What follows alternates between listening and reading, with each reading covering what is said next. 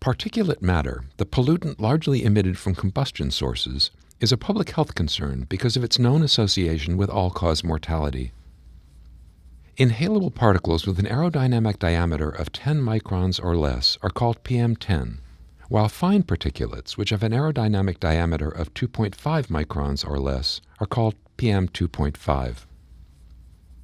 The World Health Organization Air Quality Guideline for the upper limit of 24-hour mean concentrations of PM10 and PM2.5 are 50 micrograms per cubic meter and 25 micrograms per cubic meter, respectively.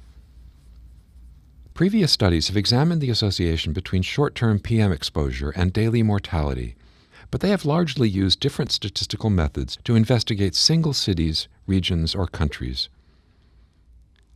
This study, on the other hand, used uniform statistical methods to analyze the associations between total, cardiovascular, and respiratory daily mortality and PM10 and PM2.5 from 1986 to 2015 in 652 cities in 24 countries.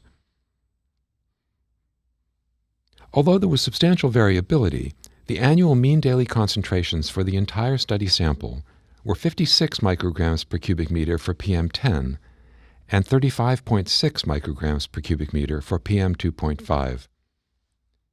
A 10 microgram per cubic meter increase in PM10 in a 2-day period was associated with a respective increase of 0.44%, 0.36%, and 0.47% in total cardiovascular and respiratory mortality.